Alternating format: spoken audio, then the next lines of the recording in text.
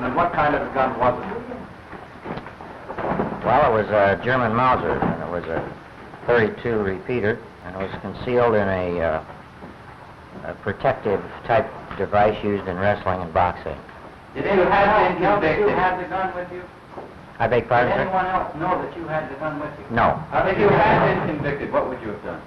I'm not quite sure. How did you get the gun? I would have used it to attempt to not be taken back to the penitentiary because I didn't. That was not my intent. What was the search? If not commit suicide, then what?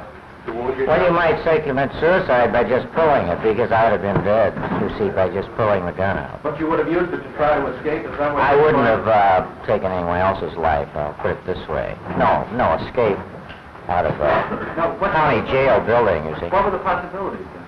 The only possibility is that I was not going back to the Ohio Penitentiary. I've been there too long for something I hadn't done, you see.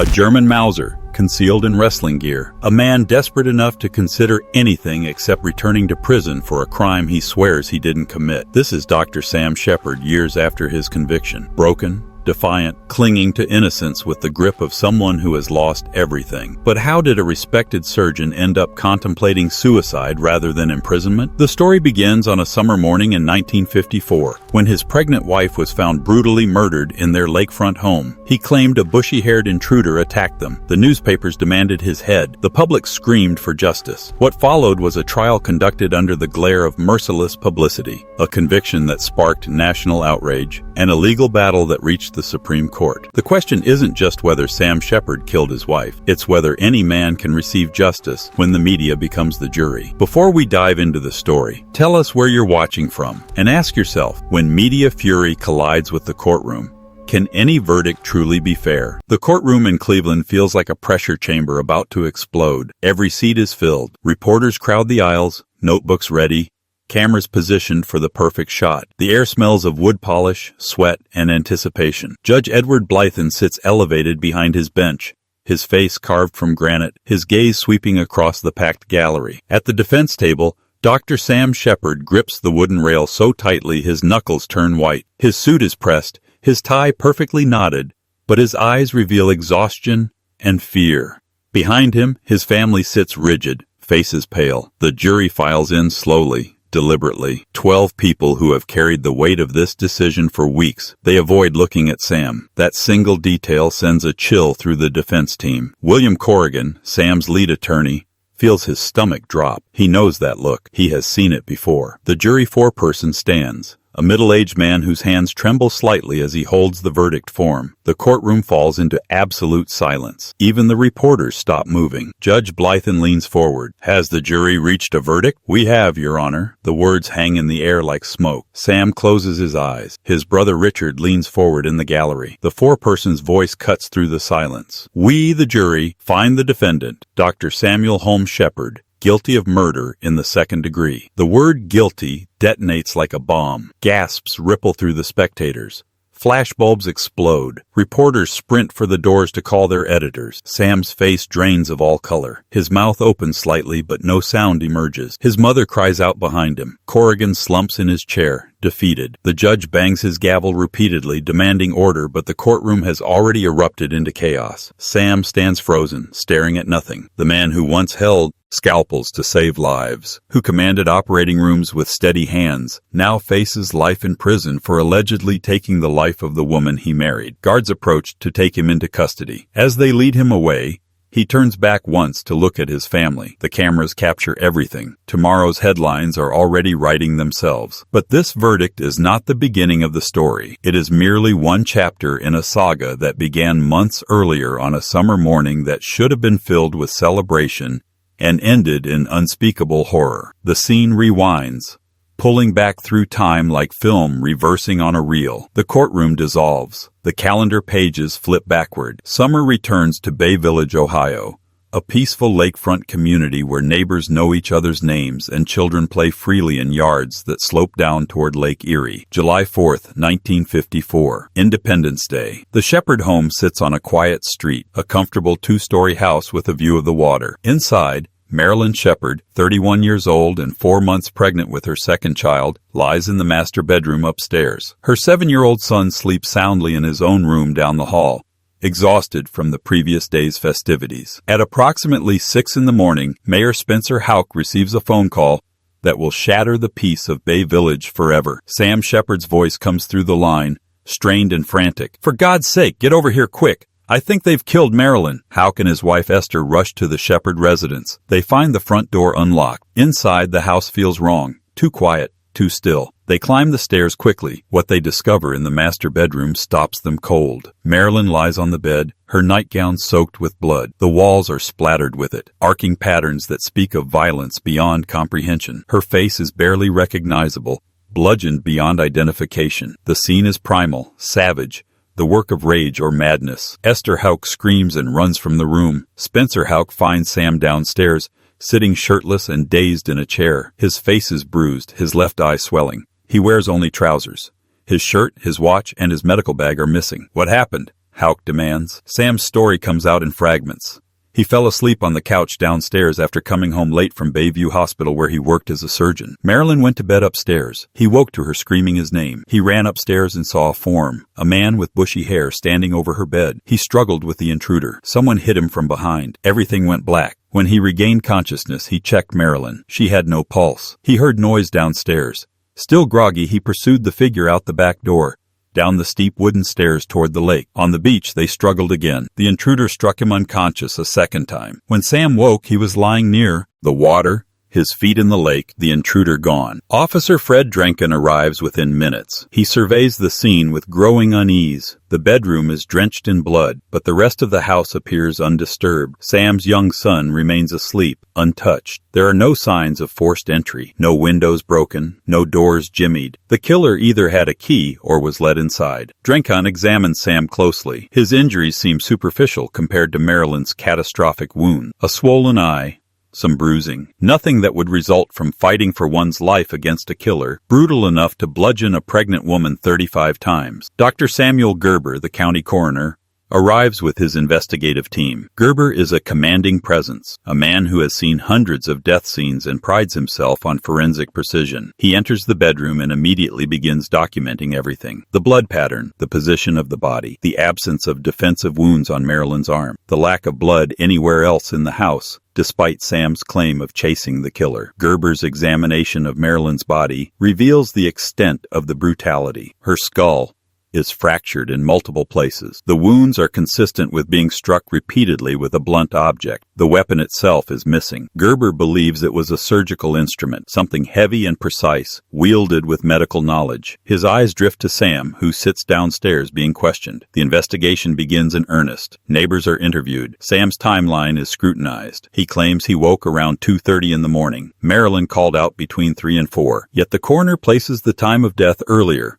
around 3. The mathematics do not align perfectly. Small discrepancies begin to accumulate like grains of sand. The lack of forced entry troubles investigators. If an intruder entered, how did he get inside? Sam suggests perhaps a door was left unlocked, but on a holiday night in a quiet neighborhood, detectives press him about enemies, about anyone who might want to harm Marilyn. Sam can offer no names, no motives, no credible threats. As dawn breaks fully over Lake Erie, the truth settles heavy on the investigators' shoulders. The most likely scenario is the one no one wants to voice. The statistics on domestic homicide are clear. When a woman is murdered in her own bed, the husband is the most probable suspect. The bushy-haired intruder story feels convenient, a narrative constructed to deflect blame. But Sam Sheppard is no ordinary suspect. He is a respected osteopathic surgeon, a pillar of the Bay Village community, a man who saves lives for a living. His family runs Bayview Hospital. He has no criminal record, no history of violence. The idea that he could commit such savagery seems impossible to those who know him. Yet the evidence whispers a different story. And in the days ahead, those whispers will become shouts. The autopsy of Marilyn Sheppard is conducted with clinical precision. Dr. Gerber oversees every measurement, every photograph, every notation. The findings are brutal in their detail. Marilyn sustained 35 separate blows to her head and face. Her skull was fractured in 4 places. Several teeth were knocked out. The violence was concentrated, focused,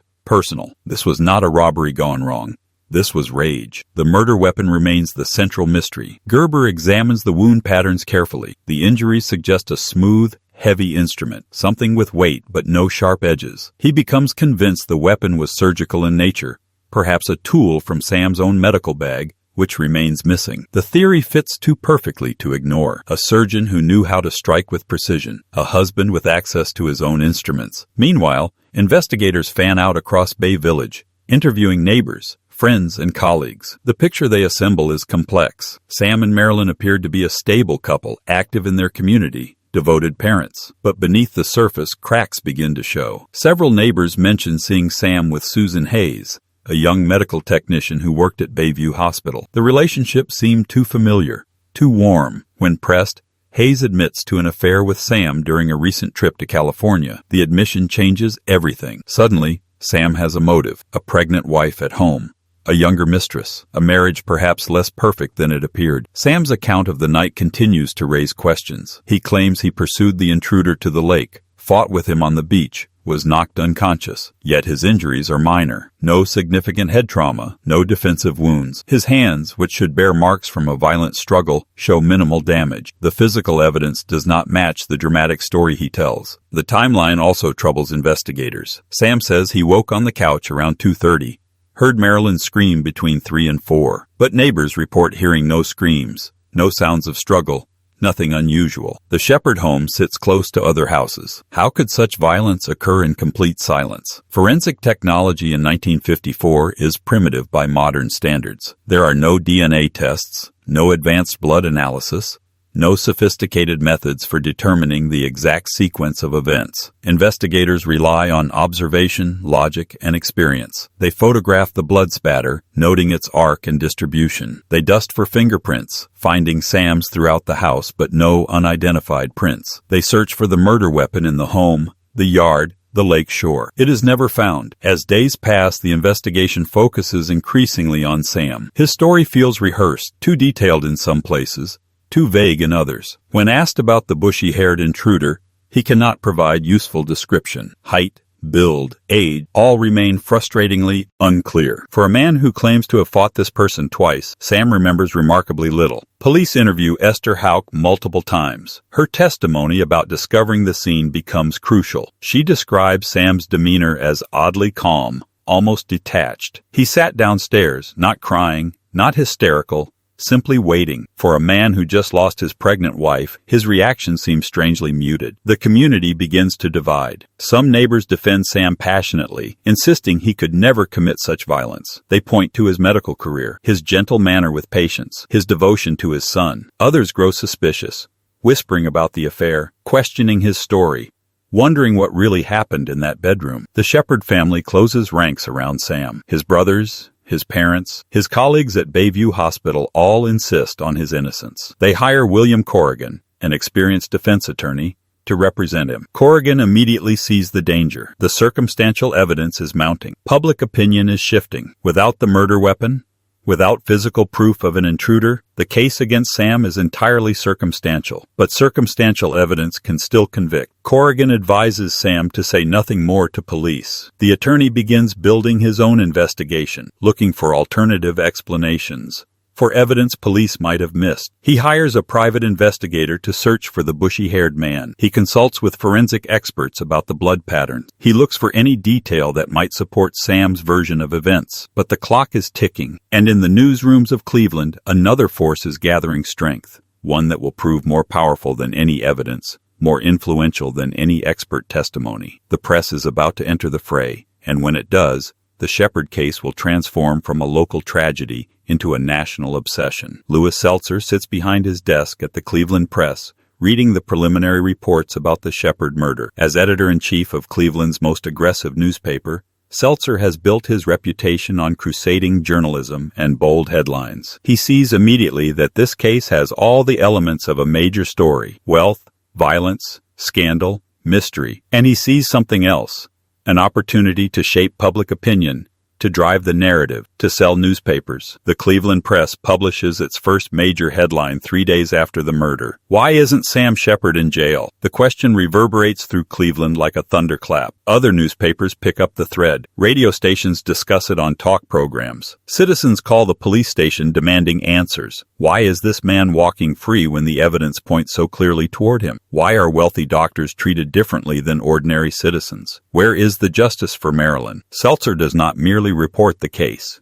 He prosecutes it in print. Day after day, the Cleveland Press publishes stories questioning Sam's innocence, highlighting inconsistencies in his story, demanding that authorities take action. The coverage is relentless, inflammatory, and wildly successful. Circulation soars. The public devours every detail. Other media outlets join the feeding frenzy. Television reporters camp outside the Sheppard home. Photographers chase Sam whenever he appears in public. The case becomes the lead story on every evening newscast. Editorials appear calling for Sam's arrest. Talk radio buzzes with theories and accusations. The distinction between reporting news and creating it blurs completely. The pressure on law enforcement becomes unbearable. Police receive hundreds of calls from citizens demanding Sam's arrest. Politicians face questions about why he remains free. The mayor's office fields complaints daily. The prosecutor's office knows their case is not yet complete, but the public will not wait for meticulous investigation. They want action. They want answers. They want someone to pay for Marilyn's death. Dr. Gerber, the coroner, feels the pressure acutely. He is convinced Sam is guilty, but he needs more evidence. In a controversial decision, Gerber calls for a public inquest, a formal hearing to determine whether charges should be filed. Normally,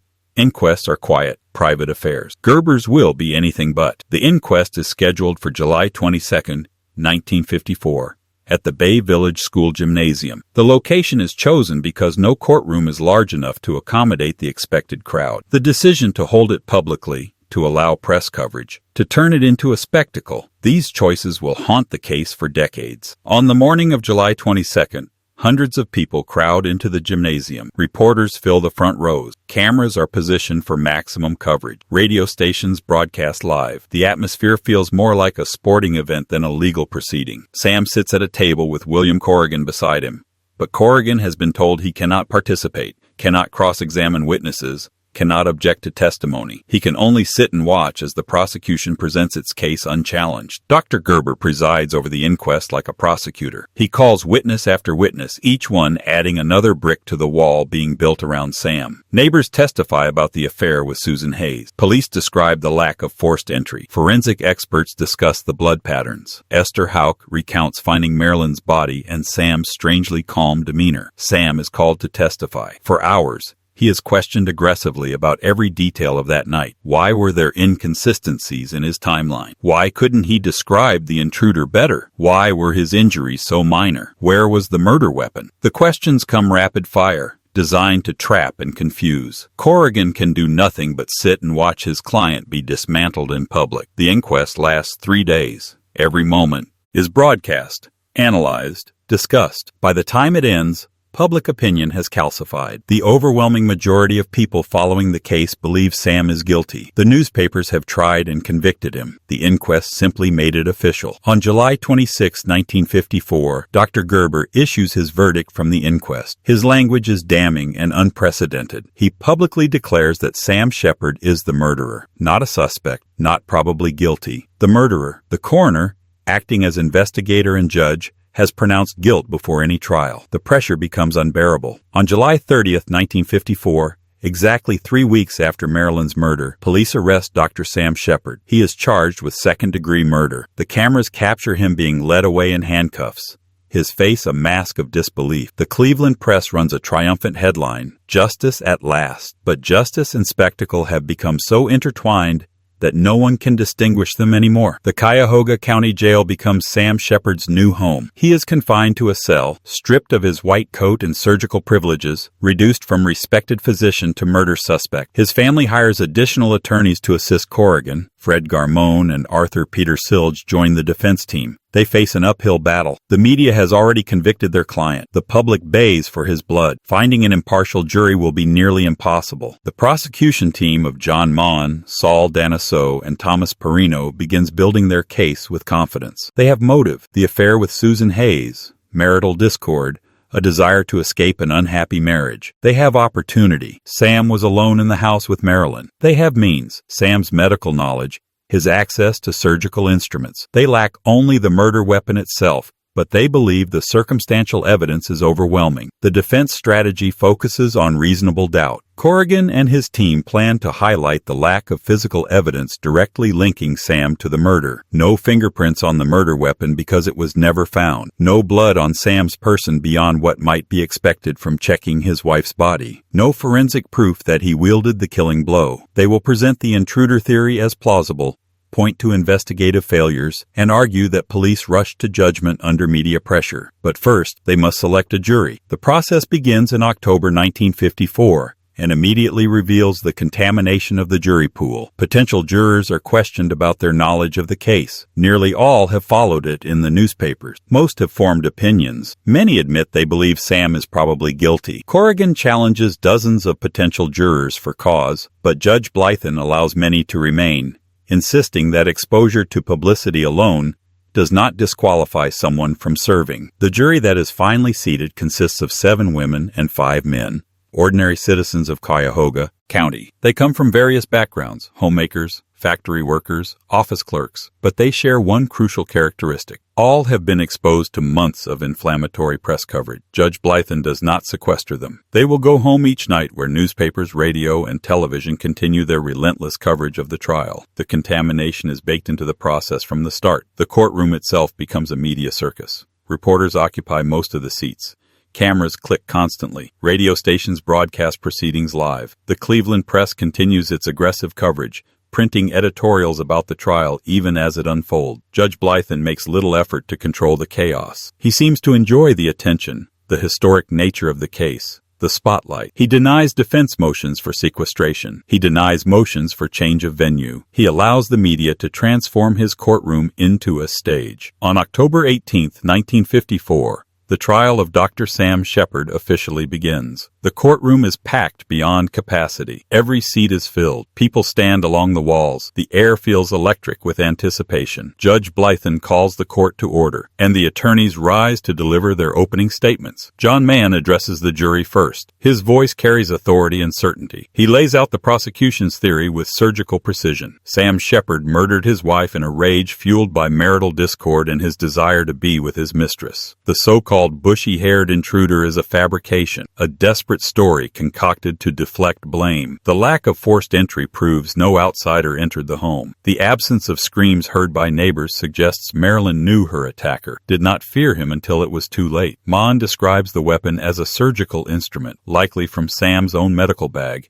which conveniently disappeared after the murder. He details the blood patterns, the savage nature of the attack, the fact that Sam's young son slept undisturbed through it all. He paints Sam as a man living a double life, a respected doctor by day, and an unfaithful husband capable of unthinkable violence. The jury listens intently, some members nodding slightly. William Corrigan rises for the defense. His voice carries weariness but also defiance. He acknowledges the media circus, the public pressure, the rush to judgment. He tells the jury their job is to look past all of that, to consider only the evidence presented in this courtroom. He admits Sam's affair was wrong, a moral failing, but adultery is not murder. Men who cheat on their wives do not automatically become killers. Corrigan describes the intruder theory in detail. An unknown person entered the home while Sam slept downstairs. This person attacked Marilyn in her bed, then fought with Sam when he responded to her screams. The intruder was strong enough to knock Sam unconscious twice, calculated enough to remove the murder weapon, and lucky enough to escape without leaving forensic evidence behind. Corrigan acknowledges the theory requires belief in an incredible sequence of events, but he insists it is the truth. He attacks the investigation as hasty and biased. Police decided Sam was guilty within hours and looked for evidence to support that conclusion rather than following leads wherever they went. The bushy-haired man was never seriously pursued. Alternative suspects were never investigated. The entire case is built on assumption and circumstantial evidence. Corrigan's voice rises as he concludes. The prosecution must prove guilt beyond reasonable doubt, and they cannot do so because Sam Sheppard is innocent. The opening statement set the battle lines. The prosecution will present a case of motive and opportunity. The defense will argue reasonable doubt and investigative failure. And through it all,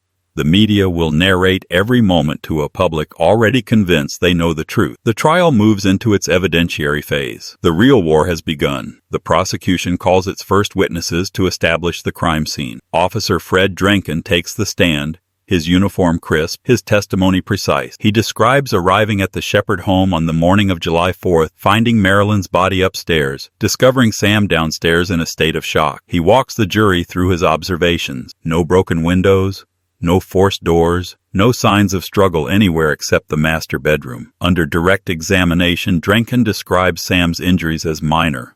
A swollen eye, some bruising, nothing severe. He notes Sam's strange calmness, his clinical description of checking Marilyn's pulse and finding her dead. For a man who just lost his pregnant wife, Sam's demeanor struck Drenkin as oddly detached, almost professional. Corrigan rises for cross-examination. He presses Drenkin about what he did not find. No fingerprints from Sam on the bedroom walls or furniture where the attack occurred. No blood on Sam's body beyond what might transfer from checking Marilyn. No witnesses who saw Sam commit the crime. Drenkin admits these absences, but maintains that the totality of evidence points toward Sam. Mayor Spencer Houck and his wife Esther follow to the stand. Esther's testimony is emotionally devastating. She describes entering the bedroom, seeing Marilyn's bludgeoned body, the blood everywhere, the horror of that moment frozen in her memory. She sobs as she recounts it. Several jurors wipe their eyes. The prosecution has effectively brought the brutality of the crime into the courtroom. Spencer Houck corroborates Sam's odd calmness. When they arrived, Sam was sitting downstairs, not crying, not panicking. He reported what happened in a measured tone, as if describing a medical case rather than his wife's murder. The testimony plants seeds of doubt about Sam's emotional response, or lack thereof. The courtroom atmosphere grows heavier as Dr. Samuel Gerber takes the stand. He is the prosecution's star witness, the forensic authority who will explain what the physical evidence reveals. Gerber carries himself with absolute confidence. He has examined hundreds of bodies, testified in dozens of murder trials. He knows his findings will be difficult to challenge. Under questioning from John Mann, Gerber describes Marilyn's injuries in clinical detail. 35 separate blows to the head and face, 4 skull fractures, teeth knocked out. The level of violence suggests rage, passion, personal hatred. This was not a robbery or a random killing. This was intimate violence. Gerber presents his theory about the murder weapon. He produces a diagram showing various surgical instruments. He points to a particular tool, a blunt, heavy instrument used in surgical procedures. The wounds on Marilyn's skull, he explains, are consistent with such a weapon. The edges of the fractures, the depth of the trauma, the pattern of impact, all suggest something smooth, metallic, wielded with precision. A surgeon would know exactly how to use such a tool. The jury leans forward, studying the diagram. Mann asks whether the weapon could have been something else. A pipe, a hammer, a rock. Gerber shakes his head. The wounds are too clean, too specific. This was a medical instrument, he insists. And who better to wield it than a surgeon? The implication hangs in the air like smoke. Sam's own professional tools may have been the instruments of his wife's death. Corrigan's cross-examination is aggressive. He challenges Gerber's certainty about the weapon. Has the doctor ever seen a murder committed with a surgical instrument? No. Has he tested his theory by striking objects with such tools to compare wound patterns? No. Is he testifying from scientific certainty or speculation? Gerber bristles but maintains his position. His experience, his training, his examination of the wounds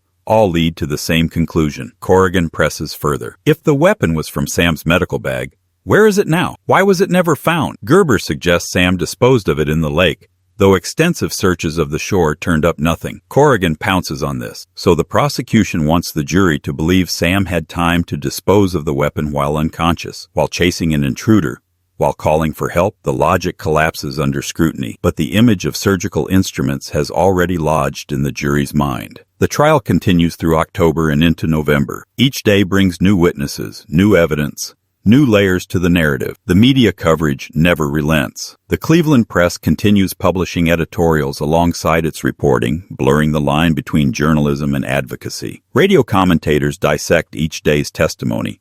Television reporters interview legal experts who opine on Sam's guilt or innocence. The jury goes home each night to this cacophony. Defense attorney William Corrigan files a motion asking Judge Blythen to sequester the jury to shield them from the media onslaught. The motion is detailed, citing specific examples of inflammatory coverage. Corrigan argues that jurors cannot possibly remain impartial when surrounded by constant public discussion of the case. Judge Blythen denies the motion. He sees no evidence that jurors have been influenced, he says. ignoring the obvious impossibility of avoiding influence in such a saturated environment. The prosecution presents evidence of Sam's affair with Susan Hayes. Hayes herself takes the stand, young and nervous, describing her relationship with Sam. She confirms they had been intimate during a trip to California. She admits Sam told her his marriage was troubled, that he felt trapped. The testimony establishes motive, a man wanting to escape his marriage, wanting freedom to pursue a younger woman. The defense cannot dispute the affair's existence, so Corrigan minimizes it. Many men stray, he argues during cross-examination. That doesn't make them murderers. Hayes admits under questioning that Sam never threatened Marilyn, never spoke of harming her, never indicated violence was an option. The affair was morally wrong but not evidence of homicide. Several jurors are later interviewed by investigators, and troubling facts emerge. They admit to hearing radio broadcasts about the trial during their commutes. They acknowledge seeing newspaper headlines at grocery stores. One juror admits his family discussed the case at dinner. Another confesses that neighbors asked him about the trial. The contamination is pervasive and undeniable, yet Judge Blythen takes no action. The prosecution methodically builds its circumstantial case. Forensic experts testify about the blood spatter patterns,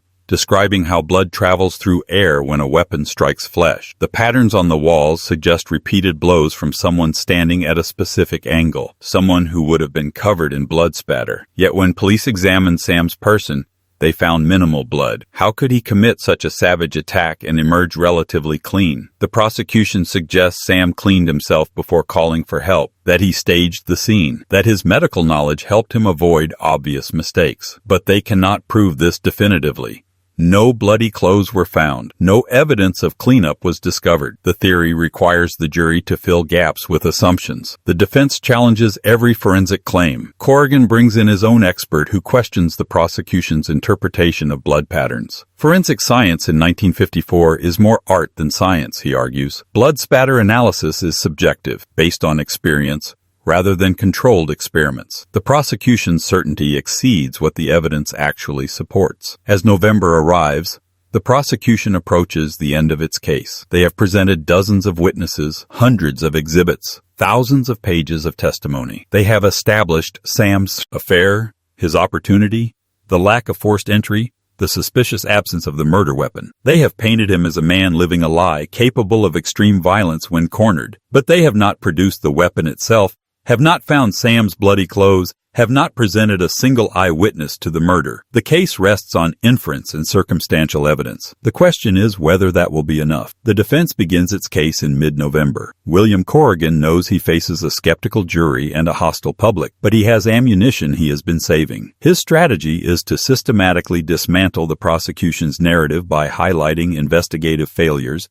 and introducing alternative interpretations of the evidence. Corrigan calls several neighbors who testify they saw no unusual activity at the Sheppard home that night. No screams, no lights turning on and off, no sounds of struggle. This cuts both ways. It could suggest Marilyn knew her attacker and did not scream, or it could mean the attack happened too quickly for her to make noise. But Corrigan uses it to question how such violence could occur without alerting anyone nearby. He calls character witnesses who describe Sam as gentle, devoted to his work, beloved by patients. Colleagues from Bayview Hospital testify to his surgical skill and his steady temperament under pressure. These witnesses cannot prove Sam didn't kill Marilyn, but they chip away at the portrait of him as a violent man capable of savage rage. The defense's most powerful witness is Dr. Paul Kirk, a renowned forensic scientist from the University of California. Kirk has examined the crime scene photographs, studied the blood spatter evidence, and analyzed the physical layout of the bedroom. His testimony introduces doubt into every certainty the prosecution established. Kirk takes the stand with the confidence of a man whose expertise is unassailable. Under Corrigan's questioning,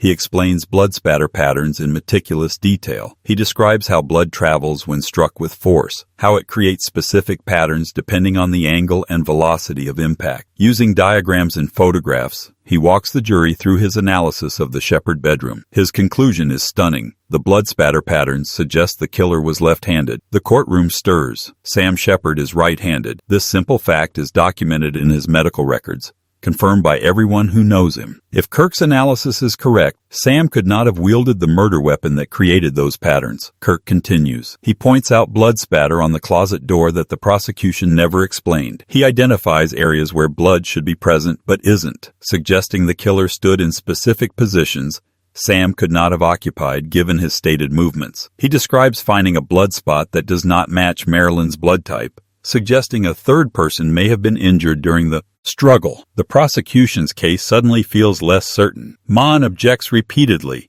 challenging Kirk's methodology, questioning his credentials, but Kirk remains unshaken. He has analyzed crime scenes for decades. His work has been accepted in courts across the country. His testimony carries weight. On cross-examination, Mann attacks Kirk's conclusions vigorously. How can he determine handedness from blood pattern? Kirk explains the angle of the blood strikes, the arc of the spatter, the physics of the weapon's motion. Left-handed and right-handed blows create different patterns. The evidence speaks for itself. Mon presses. Could a right-handed person mimic left-handed blows? Possibly, Kirk admits, but unlikely during a frenzied attack. The patterns suggest natural motion, not calculated deception. Could the blood spot that doesn't match Marilyn's be contamination from investigators? Perhaps, Kirk concedes, but it merits investigation that never occurred. The jury watches this expert duel with rapt attention. Some members take notes furiously. Others sit back, trying to process competing claims about blood physics and forensic analysis. The case that seemed clear is suddenly murky. Corrigan follows Kirk with testimony attacking the investigation itself. He calls witnesses who describe how police failed to secure the crime scene properly. Investigators walked through the house without protective covering,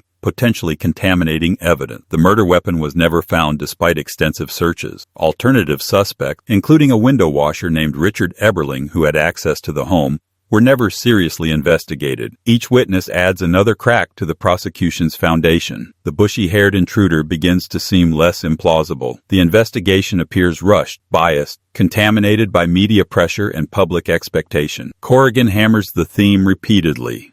The police decided Sam was guilty and looked for evidence to support that conclusion, rather than following the evidence wherever it led. Judge Blythen denies every significant defense motion. When Corrigan requests a change of venue, citing the impossibility of finding impartial jurors in Cleveland, Blythen refuses. When the defense asks for the jury to be sequestered to protect them from ongoing media coverage, Blythen declines. When Corrigan moves for a mistrial based on prejudicial publicity, Blythen dismisses the motion without serious consideration. The judge's rulings create an atmosphere where the defense fights not just the prosecution, but the entire system. Corrigan protests to the Ohio Bar Association, to judicial oversight committees, to anyone who will listen. He documents every inflammatory headline, every radio broadcast, every television report that colors public perception. He preserves these issues for appeal, knowing that winning in this courtroom may be impossible, but hoping higher courts will recognize the injustice. The trial stretches into December. The weather turns cold. Snow begins falling on Cleveland. Inside the courtroom, the battle reaches its climax. Both sides prepare their closing arguments, the final opportunity to shape the jury's understanding of the evidence. On December 17, 1954, John Mann delivers the prosecution's closing argument. His voice fills the courtroom with righteous certainty. He reviews the evidence methodically. The lack of forced entry, Sam's implausible intruder story, the missing murder weapon that was likely a surgical instrument, the affair with Susan Hayes that established motive. He describes Sam as a man trapped in a marriage he wanted to escape, a man whose medical knowledge gave him the means to commit murder efficiently. Mann addresses the defense's forensic evidence directly. Dr. Kirk's blood spatter analysis is interesting, he concedes, but it doesn't overcome the weight of circumstantial evidence. Perhaps Kirk is wrong about the killer being left-handed. Perhaps Sam held the weapon in his left hand deliberately to create misleading patterns. The prosecution cannot explain every forensic detail, but they don't need to. The totality of evidence points unmistakably to Sam's guilt. Mann's voice rises as he approaches his conclusion. A pregnant woman was brutally murdered in her own bed. Her young son could have been next. Her killer has shown no remorse, has hidden behind lawyers and technicalities, has blamed a phantom intruder rather than accepting responsibility. The jury has a duty to deliver justice for Marilyn Sheppard and her unborn child. That duty requires a guilty verdict. The courtroom sits in heavy silence when Mann finishes. Several jurors stare at Sam, studying his face for signs of guilt or innocence. Sam meets their gaze steadily, his expression unreadable. William Corrigan stands slowly. His closing argument begins quietly, almost conversationally. He acknowledges the tragedy of Marilyn's death. He acknowledges Sam's moral failing in conducting an affair, but he insists the jury must distinguish between moral weakness and criminal guilt. The The prosecution has presented a compelling narrative, but narratives are not proof. Speculation is not evidence. Suspicion is not certainty. Corrigan walks through the reasonable doubts systematically. The murder weapon was never found. How can they be certain it was a surgical instrument? Sam's blood type was found at the scene, consistent with his story of fighting the intruder. Why would that be there if he simply attacked his sleeping wife? Dr. Kirk's analysis suggests a left-handed killer, and Sam is right-handed. How do they explain this away? The investigation was rushed and contaminated. How can they trust conclusions drawn from flawed methods? His voice strengthens as he addresses the media circus. This trial has been conducted in a fishbowl, he declares. Every day, newspapers print their opinions as if they were verdicts. Every night, radio. Commentators declare Sam guilty before the jury deliberates. The Cleveland press has functioned as a second prosecutor, more aggressive than the official one. In this environment, how can any jury truly remain impartial? Corrigan's final words are passionate. The burden of proof rests on the prosecution. They must prove guilt beyond reasonable doubt, not beyond possible doubt, not beyond imaginable doubt, but beyond reasonable doubt. And reasonable doubt saturates this case. The jury must have the courage to acknowledge that doubt, to resist public pressure, to deliver a verdict based on evidence rather than emotion. When Corrigan sits down, the courtroom exhales collectively. Both sides have made powerful arguments. The jury now carries the weight of decision. Judge Blythen provides final instructions. He explains the legal standard for second-degree murder. He defines reasonable doubt. He reminds jurors they must base their verdict solely on evidence presented in court. Though he knows, everyone knows, this instruction is futile given the media saturation. He sends them to deliberate. The jury files out. The courtroom empties slowly. Reporters rush to phones to file stories about the closing arguments. Sam sits at the defense table with his attorneys, his face pale, his hands trembling slightly. They wait. The jury deliberates for days. The wait is excruciating. Sam remains in custody, counting hours in his cell. His family camps at the courthouse, hoping for news. The media speculates endlessly about which way the jury is leaning. Every hour without a verdict is analyzed, interpreted, discussed. Quick verdicts usually mean conviction. Long deliberations suggest disagreement, doubt, possible acquittal. On December 21, 1954, word comes that the jury has reached a verdict. The courtroom fills within minutes. Spectators pack every seat. Reporters position themselves for optimal views. Sam is brought in, his face drawn with exhaustion and fear. The Sheppard family sits in the front row holding hands. Judge Blythen calls the court to order. The jury enters and takes their seats. The foreperson is a middle-aged man whose expression reveals nothing. Blythen asks the question that has hung over this trial for months. Has the jury reached a verdict? We have, Your Honor. What say you? The foreperson's voice is steady. We, the jury, find the defendant, Dr. Samuel Holmes Sheppard, guilty of murder in the second degree. The word guilty detonates in the courtroom. Gasps, cries, the click of cameras. Sam's face drains of color. His mother screams from the gallery. Corrigan slumps in his chair, devastated. The judge bangs his gavel repeatedly, demanding order, but chaos has already taken hold. Guards move to take Sam into custody. As they lead him away, he turns to look at his family one final time. His son is not present, mercifully spared this moment. His brothers reach toward him. His father weeps openly. The scene is captured by dozens of cameras, frozen for history. Outside the courthouse, crowds celebrate the verdict. The Cleveland Press prints a special edition with triumphant headline. Radio stations interrupt regular programming to announce the conviction. In living rooms across America, families discuss the case over dinner, satisfied that justice has been served. But in a jail cell, Sam Sheppard sits alone, his life shattered. He maintains his innocence. He will maintain it for the rest of his days. And though no one knows it yet, this verdict is not the end of the story. It is merely the end of the first chapter. The months following Sam's conviction are grim. He is transferred to the Ohio Penitentiary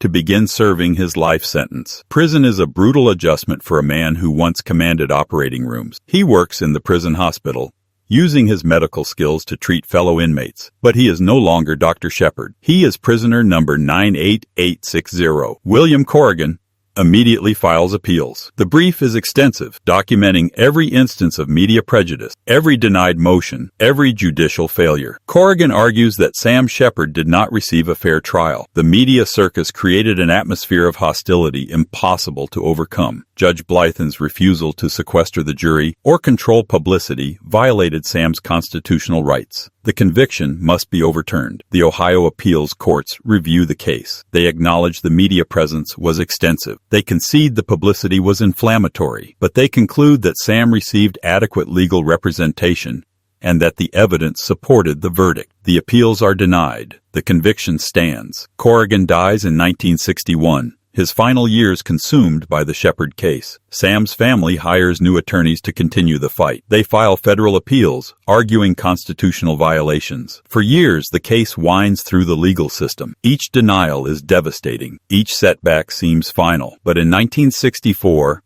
a breakthrough occurs. A federal district court judge reviews the case and issues a scathing opinion. The trial was a mockery of justice, the judge writes. The media interference was so pervasive, so prejudicial, that no fair trial was possible. Sam's constitutional right to due process was violated. The judge orders Sam released or retried. The prosecution appeals to the Sixth Circuit Court of Appeals. In 1965, the Sixth Circuit affirms the lower court's decision. The conviction is overturned. The legal reasoning is clear. The massive publicity surrounding the trial, combined with the trial judge's failure to protect the defendant's rights, created an environment where no fair trial could occur. The case reaches the United States Supreme Court. On June 6, 1966, the Supreme Court issues its decision in Sheppard v. Maxwell. Justice Tom Clark writes for the majority. The opinion is a landmark in American jurisprudence. The court holds that trial judges have an affirmative duty to control publicity and protect defendants from prejudicial coverage. When media coverage threatens to overwhelm a fair trial, judges must take action. Sequester juries, control the courtroom, delay proceedings if necessary. The Sheppard conviction is overturned. Sam, who has spent 12 years in prison, is ordered released pending retrial. The decision reverberates through the legal community. It changes how high-profile trials are conducted. It establishes precedents that govern courtroom media access to this day. Sam Sheppard, convicted murderer, becomes the center of a constitutional revolution. Sam Sheppard walks out of prison on July 16, 1966, a free man for the first time in 12 years. The world has changed during his incarceration. The 1950s have given way to the turbulent 1960s. Civil rights movements, anti-war protests, cultural upheaval. America barely resembles the country Sam left behind. He is 42 years old, his medical career destroyed, his reputation in ruins, his wife dead and buried long ago. But he is free, and he has a chance to prove his innocence in a retrial. The Sheppard family hires F. Lee Bailey, a young charismatic defense attorney making a name for himself in high-profile cases. Bailey is everything Corrigan was not: aggressive, media-savvy, theatrical. He sees the retrial as an opportunity to demonstrate modern defense techniques against outdated prosecution theories. He studies every detail of the original trial, every piece of evidence, every witness statement. He identifies weaknesses in the prosecution's case that Corrigan never fully exploited. The retrial is scheduled for October 1966 in the same Cleveland courthouse where Sam was convicted 12 years earlier. But this time, the atmosphere is entirely different. Judge Francis Talty presides with an iron determination to avoid the mistakes of 1954. He issues strict orders controlling media access. Reporters are allowed in the courtroom but forbidden from creating a circus. Cameras are banned during proceedings. The jury will be fully sequestered from the beginning, isolated from newspapers, television, radio, all outside influences. Prosecutor John Corrigan, no relation to the original defense attorney, leads the state's case. He faces the unenviable task of prosecuting a 12-year-old murder with evidence that has been picked apart by years of appeals. But he believes Sam is guilty, and he intends to prove it again. Jury selection proceeds carefully. Both sides question potential jurors extensively about their knowledge of the case, their exposure to the 1954 trial, their ability to judge the evidence fairly. The jury that is finally seated consists of 7 men and 5 women. Ordinary citizens who swear they can judge impartially despite the case's notoriety. Unlike 1954, these jurors will be sequestered in a hotel, their every movement monitored to prevent contamination. The retrial begins on October 24, 1966. Bailey's opening statement is a masterclass in modern defense advocacy. He does not merely defend Sam, he attacks the prosecution's case with surgical precision. He previews the weaknesses in the state's evidence: the missing murder weapon, the lack of blood on Sam, the left-handed blood spatter patterns, the uninvestigated alternative suspect. He frames Sam not as a guilty man who escaped on a technicality, but as an innocent man, railroaded by media hysteria and investigative incompetence. John Corrigan's opening mirrors the 1954 prosecution. He presents the motive, opportunity, and circumstantial evidence pointing to Sam. But 12 years later, the argument feels stale. The evidence has not changed, but the context has. The Supreme Court has declared the first trial unfair. The public, while still interested, is less certain of Sam's guilt. The prosecution fights against a tide of doubt. The prosecution presents its case over several weeks. Dr. Gerber returns to the stand, now older but still confident in his conclusion. He describes Marilyn's injuries, presents his surgical instrument theory, insists the evidence points to Sam. But Bailey's cross-examination is devastating. Bailey produces the actual instruments Gerber claimed were the murder weapon. He has Gerber examine them closely. He asks Gerber to demonstrate how these instruments would create the wounds on Marilyn's skull. Gerber cannot do it convincingly. The wounds do not match perfectly. The theory that seemed credible in 1954 falls apart under scrutiny. Bailey presses harder. He introduces testimony from other forensic experts who dispute Gerber's conclusion. He presents evidence that the wounds could have been caused by a flashlight, a pipe, a tool, any number of blunt objects, not necessarily surgical instruments. Gerber's certainty crumbles. By the time he leaves the stand, his testimony has been thoroughly undermined. The prosecution introduces the evidence of Sam's affair with Susan Hayes again. Bailey does not dispute it. He stipulates to the affair, removing its power as a revelation. Yes, Sam cheated. Yes, it was wrong. But millions of men have affairs without murdering their wives. The affair is a moral failing, not evidence of homicide. Bailey calls attention to what the prosecution cannot produce. The murder weapon itself. 12 years of searching, and it has never been found. Bailey suggests this is because it was taken by the real killer, the bushy-haired intruder Sam described. The weapon's absence is not evidence of disposal. It is evidence of an external perpetrator. The prosecution struggles to explain the blood evidence that Dr. Paul Kirk analyzed, the pattern suggesting a left-handed killer. John Corrigan argues the patterns could be misinterpreted, that Sam could have struck with his left hand, that forensic science is not infallible, but the argument feels weak. The physical evidence creates reasonable doubt that did not exist in 1954. Bailey introduces testimony about Richard Eberling, the window washer who had access to the Sheppard home. Eberling had injured his hand around the time of the murder, which could explain the blood spot that didn't match Marilyn's type. Police never seriously investigated him, never questioned him rigorously. Bailey suggests this represents the investigation's fundamental failure, rushing to convict Sam while ignoring other possibilities. The prosecution rests its case, but it feels diminished. The same evidence that convicted Sam in 1954 seems insufficient in 1966. The atmosphere has changed. The jury, sequestered and protected from outside influence, evaluates the evidence on its merits, and those merits, under Bailey's assault, look questionable. Bailey calls few defense witnesses. He does not put Sam on the stand, a strategic decision to avoid giving the prosecution a chance to cross-examine him. Instead, Bailey rests his case on the prosecution's failures. He argues that the state has not met its burden of proof, that reasonable doubt permeates every aspect of their case, that the evidence is equally consistent with Sam's innocence as with his guilt. The closing arguments reflect the changed dynamics. John Corrigan delivers a passionate plea for conviction,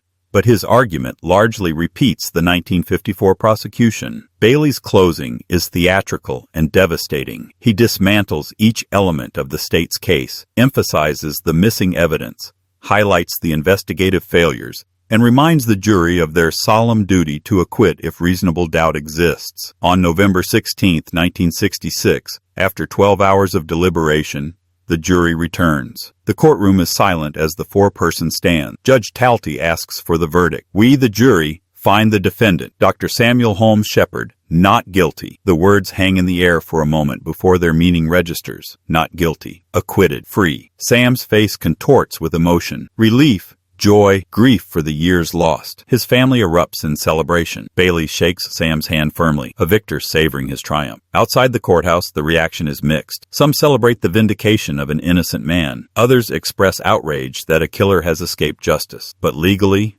definitively, Sam Sheppard is innocent. The system that convicted him has now exonerated him. Freedom, however, brings no peace. Sam Sheppard emerges from the retrial a broken man. He is 43 years old, his medical license suspended, his reputation forever stained, his wife dead, his son raised by relatives during his imprisonment. He attempts to rebuild his life, but the foundation is too damaged. Sam remarries twice, seeking stability that eludes him. His medical career never fully recovers. Hospitals are reluctant to hire a man whose name remains synonymous with murder regardless of the acquittal. He tries various ventures, including a bizarre stint as a professional wrestler, Dr. Sam Sheppard, the killer doctor, performing in matches that exploit his notoriety. The spectacle is sad, a desperate attempt to monetize infamy when legitimate work proves impossible. Alcoholism takes hold. The years in prison, the stress of the trials, the loss of everything he valued, all combine to push Sam towards self-destruction. His health deteriorates. His liver, damaged by years of drinking, begins to fail. On April 6, 1970,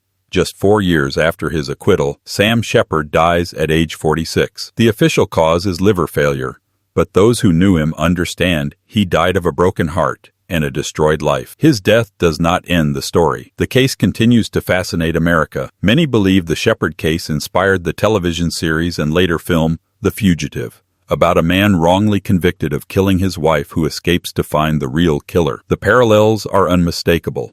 The murdered wife, the mysterious intruder, the doctor protagonist fighting to clear his name. In 1997, 27 years after Sam's death, his body is exhumed for DNA testing. Forensic science has advanced dramatically since 1954. Technology that didn't exist during the original investigation can now extract DNA from tissue samples, blood evidence, and crime scene materials. Sam's son, Sam Sheppard, pursues the testing hoping to definitively prove his father's innocence. The testing focuses on blood samples preserved from the crime scene, including the spot that didn't match Marilyn's blood type. Investigators also look closely at Richard Eberling, the window washer who had access to the Sheppard home. Eberling is by this time serving a life sentence for murdering another woman, making him a plausible suspect for Marilyn's death. The DNA results are frustratingly inconclusive. The samples are degraded after decades of storage. Some results suggest Eberling cannot be excluded as a source of the unknown blood, but the science cannot make a definitive identification. The evidence leans toward supporting Sam's intruder theory, but does not prove it beyond doubt. After all these years, after all the technology, absolute certainty remains elusive. Media reports in the late 1990s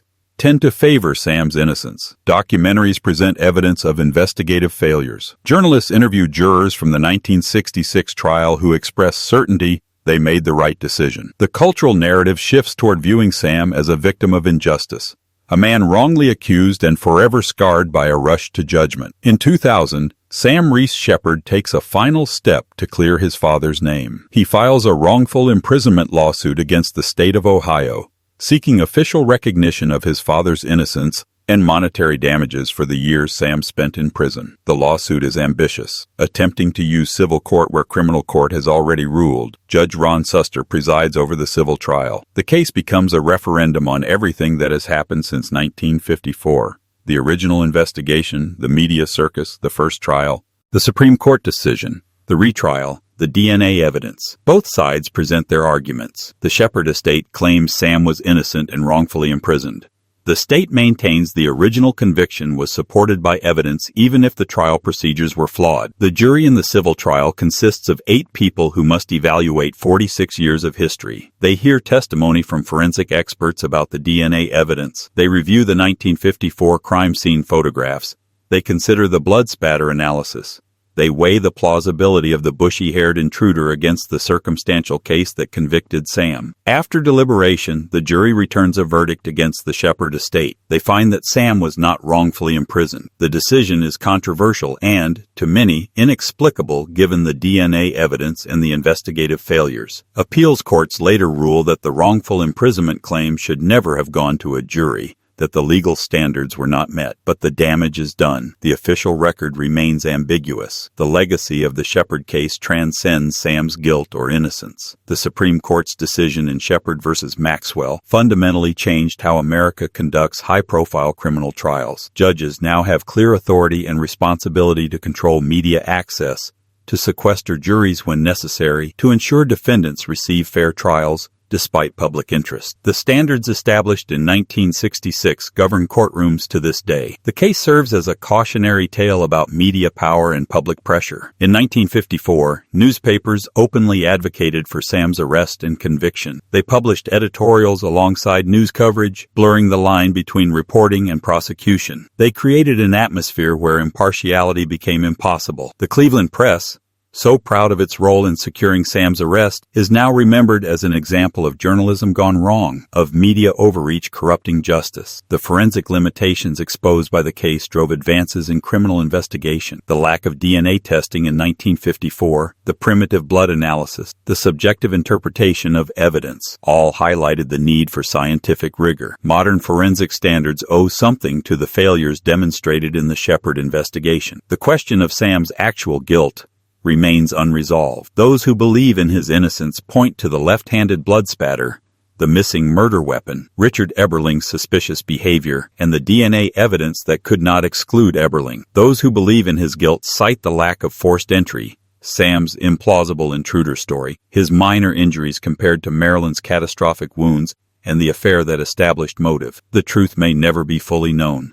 Marilyn Sheppard's killer, whether Sam or the bushy-haired intruder or Richard Eberling, took secrets to the grave. The physical evidence has been picked over for decades, interpreted and reinterpreted, but it does not speak with absolute clarity. What remains clear is the human cost. Marilyn Sheppard, 31 years old and pregnant, was brutally murdered in her own bed. Her unborn child died with her. Her 7-year-old son grew up without a mother, his childhood overshadowed by trial spectacles and public scrutiny. Whatever the truth about her death, she deserves to be remembered as a victim, not just a case number in legal history. Sam Sheppard spent 12 years in prison and died at 46. His life destroyed whether he was guilty or innocent. If he was innocent, he suffered one of the great injustices in American legal history. Wrongly convicted, imprisoned through his prime years, never able to fully rebuild his life, even after acquittal. If he was guilty, he committed a monstrous crime, but was still entitled to a fair trial under the Constitution. Either way, his fate stands as a warning about what can happen when legal systems fail. The jurors who convicted Sam in 1954 carried that decision for the rest of their lives. Some maintained he was guilty. Others came to doubt their verdict after learning about the media influence and investigative failures. The weight of sending a man to prison, of potentially destroying an innocent life, never fully lifts. The journalists who crusaded for Sam's arrest achieved their goal. Circulation increased. Public acclaim followed. Awards were won. But in retrospect, their role looks less heroic. They helped create an environment where fair trial became impossible. They transformed journalism into advocacy, news into prosecution. Louis Seltzer, the Cleveland Press editor who drove the coverage, is now studied as a cautionary example in journalism schools. The case resonates through American culture because it captures fundamental tensions in the justice system. The public's right to know versus the defendant's right to a fair trial. The media's role as watchdog versus its potential as manipulator. The power of circumstantial evidence versus the requirement of proof beyond reasonable doubt. These tensions exist in every high-profile criminal case, from O.J. Simpson to Casey Anthony to countless others. The Sheppard case established that courts must protect defendants from being convicted in the court of public opinion before being tried in a court of law. But the challenge persists. In an age of social media, 24-hour news cycles, and viral videos, controlling publicity is harder than ever. The same questions that haunted the Sheppard trial plague modern cases. How do we balance transparency with fairness? How do we ensure juries remain impartial when information saturates society? How do we prevent spectacle from overwhelming justice? As the story closes, the camera lingers on 3 images. Marilyn Sheppard's photograph, beautiful and alive, taken before the tragedy. Sam Sheppard walking out of court after his acquittal, free but broken, and the Supreme Court's ruling in Sheppard versus Maxwell, the legal landmark that emerged from personal catastrophe. The case asks questions that transcend the specific facts. Can justice survive when truth becomes entertainment? Can any verdict be fair when delivered in a circus atmosphere? Can we ever fully know what happened in that bedroom on July 4, 1954? The answers remain elusive, but the questions endure. They force us to confront uncomfortable truths about our justice system,